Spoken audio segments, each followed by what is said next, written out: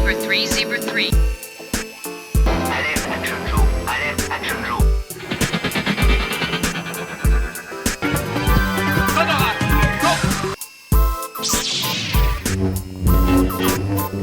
I'll be back. Bonjour, alors je suis Jean-Marc Deschamps, président de l'association Les Gentlemen Collectionneurs. Voilà, alors là on est sur le thème Alien, mais je vais vous laisser nous dire un petit peu parce que ça va beaucoup plus loin que ça, votre passion. Alors effectivement, les Gentlemen Collectionneurs n'est pas une association fan club. Nous sommes une association passionnée, nous sommes des passionnés de science-fiction en général. Et principalement je dirais, mais cette année si vous voyez par exemple du Alien, c'est parce que l'année 2019 c'est l'année des 40 ans du film de Ridley Scott. Bon, le film est sorti en 1979, alors on a décidé de fêter les 40 ans d'Alien, mais l'année précédente et puis les années précédentes, donc on a fait du Battlestar Galactica, du Cosmos 1999, on a fait du Star Trek, du Star Wars, etc. etc. Quand on se lance sur des sujets comme ceci, parce que là on dit on va faire le 40e anniversaire d'Alien, on ne voulait pas, je me promène un petit peu en même temps qu'on cause, mais du coup ça veut dire quand même que tout ce qu'on voit, c'est quasiment vous qui les avez créés, il y a des pièces de collection aussi, mais par exemple le scaphandre, c'est vous qui l'avez créé? Alors comme ça la collection, ou la tête de hache. La collection présentée ici, de toute façon comme toutes les collections que l'on présente, ce sont des collections qui sont composées d'objets éclectiques. Voilà. Cela va du petit objet un petit peu simple vers la statuette un petit peu plus poussée d'un point de vue qualité, un petit peu plus onéreuse aussi. Et puis il y a également quelques documents et il y a également des maquettes. Alors comme nous sommes aussi des maquettistes, eh bien on monte des maquettes, on assemble des maquettes que l'on peint en nous-mêmes. Alors donc une collection qui est présentée n'est pas spécialement une collection de maquettes vulgairement, mais une collection d'objets qui sont censés en effet représenter le thème que l'on s'est fixé. Alors je reviens sur le fait, on décide l'année dernière de parler du thème Alien.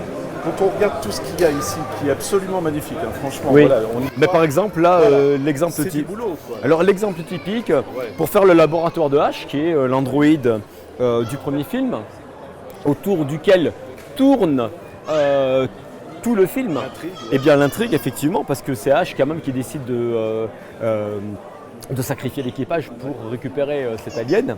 Le laboratoire qui est ici, qui est censé être le laboratoire de H, qui n'est pas screen accurate comme on dit, mais qui représente un petit peu l'essence de ce qu'on peut retrouver dans le film, eh bien c'est une composition avec un petit projecteur, un truc de diapo. Ouais, d'accord. Ah, vous voyez, et puis un petit microscope de gamin acheté sur une brocante, et il a détourné l'écran, et puis voilà, on crée une petite ambiance quand même assez sympathique.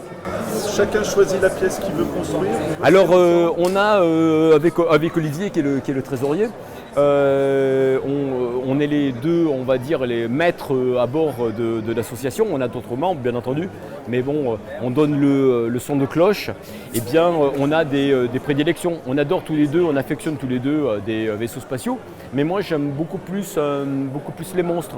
Alors donc je me suis principalement occupé de la peinture et de composer la collection avec les monstres, les aliens même. Hein.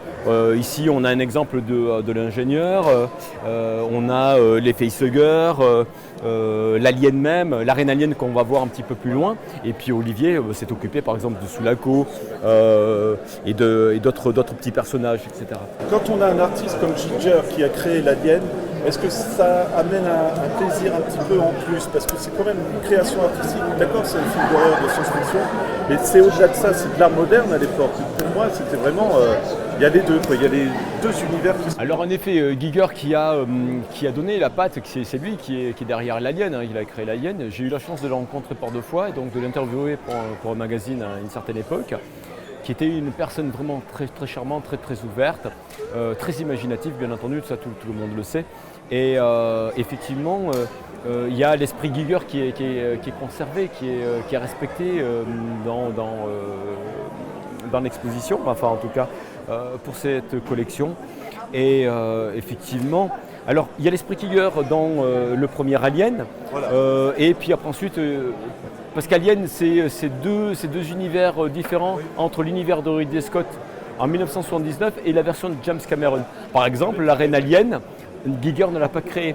C'est James Cameron qui a imaginé la reine Alien, mais il a respecté l'œuvre de Giger pour faire le design de cette reine Alien. Est-ce qu'il y a une pièce que vous préférez particulièrement ici? Est-ce que c'est une statue ou quelque chose que vous avez créé? Alors effectivement, j'affectionne particulièrement la reine Alien pour sa beauté monstrueuse. L'exemple que vous avez sous les yeux, c'est une réplique à l'échelle du modèle de studio parce que pour faire les effets spéciaux du combat de Ripley contre la reine Alien, cela s'est fait en deux parties, en deux phases. La phase décor réel avec les comédiens, avec une reine alien qui était taille réelle, qui faisait à peu près 3,50 m, quelque chose comme ça.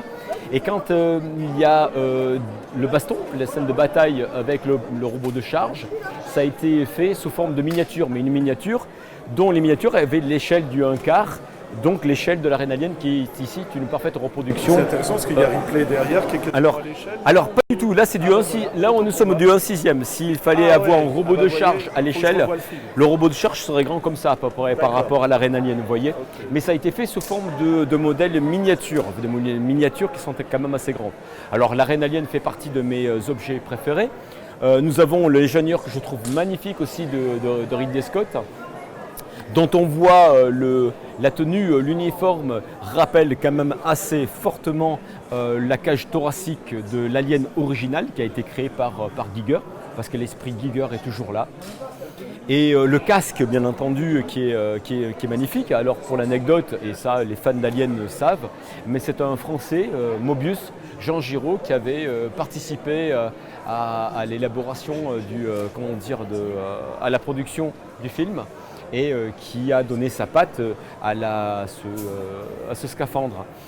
Pour l'anecdote, je dirais que le logo que vous voyez en face et qui est ici imprimé sur une magnifique bâche vient directement du créateur du logo qui s'appelle Michael Dorrett, qui est un graphiste américain, à qui la production à l'époque en 1978-79 elle devait demander de travailler sur le titre d'Alien, du film Alien.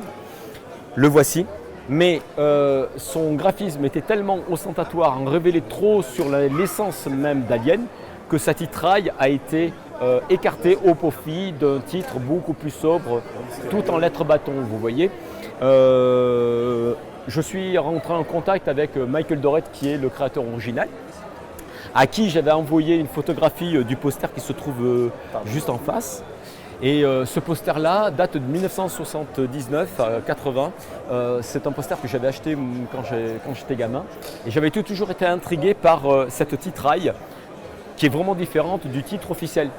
C'était un poster officiel? Ça, c'était un poster officiel, absolument. Et ils avaient ce logo-là? Alors, il y avait ce logo-là, la sortie du poster. Je suis rentré en contact avec Michael Dorrett aux États-Unis et je lui ai envoyé les photos par l'intermédiaire de son site internet. Et il m'a fait une révélation, il a dit « Je te remercie de m'avoir envoyé ce poster-là parce que c'est le deuxième seul et unique document que je connais comportant mon titre original. » Le premier, c'était un transfert à chaud, et le deuxième, c'est le poster qu'il venait de découvrir au moment où je l'ai envoyé. Et on a bien sympathisé, et à tel point qu'il nous a envoyé, donc il a envoyé à l'association son document original sous forme d'un document haute définition, et on a pu imprimer ça sur une bâche. Et en cadeau, en retour, on lui a fait fabriquer une bâche qui comporte ce titre. Voilà. Et donc ça, c'est le titre original d'Alien. Est-ce que sur un film comme celui-ci, il y a plus de plaisir à bosser? Est-ce qu'il y a des... Je sais pas, c'est la beauté, moi je trouve que c'est vraiment... Alors, il y a une beauté organique qui est indéniable, c'est vrai.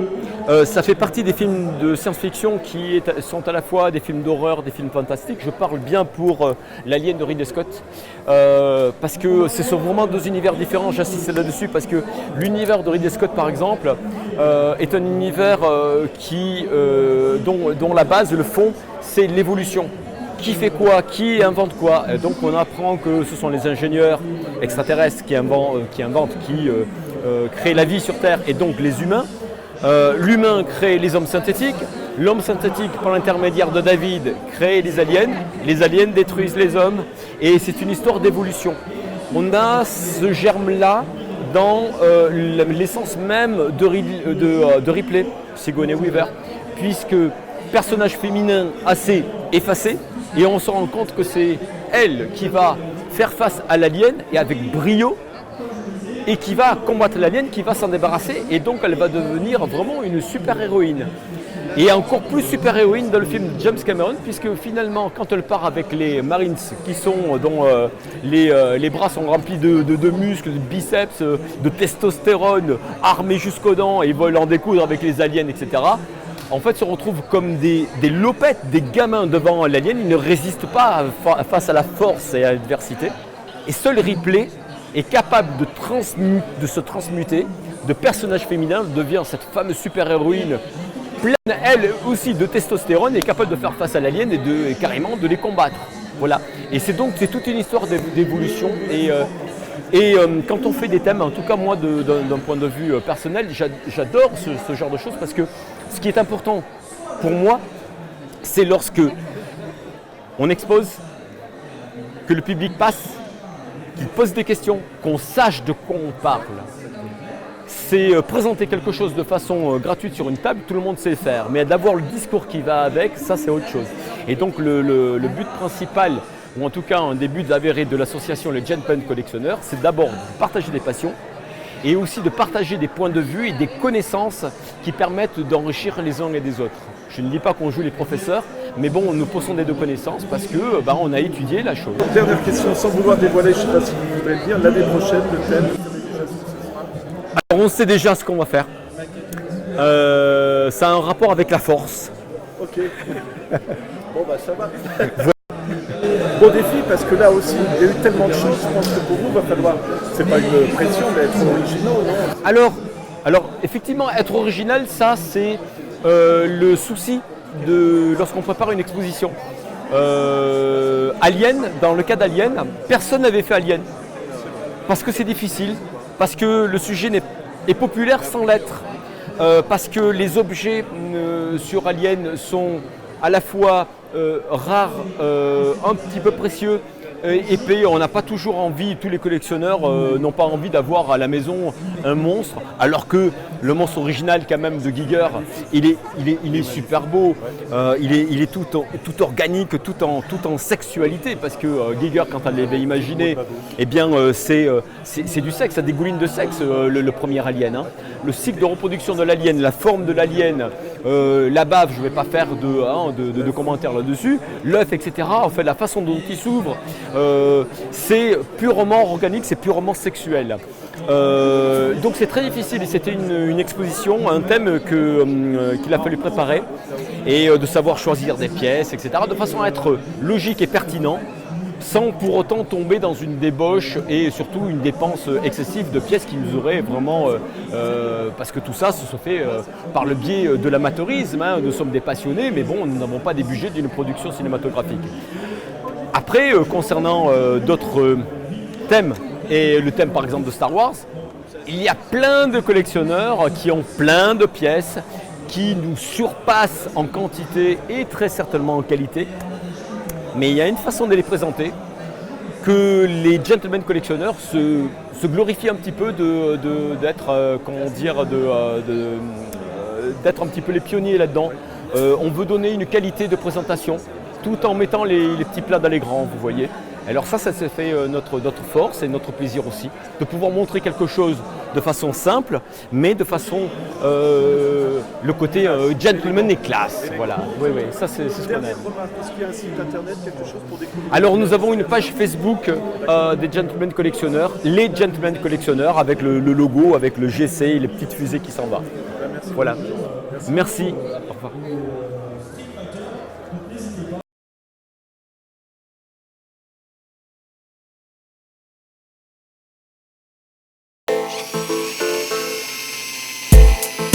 Zebra 3, Zebra 3.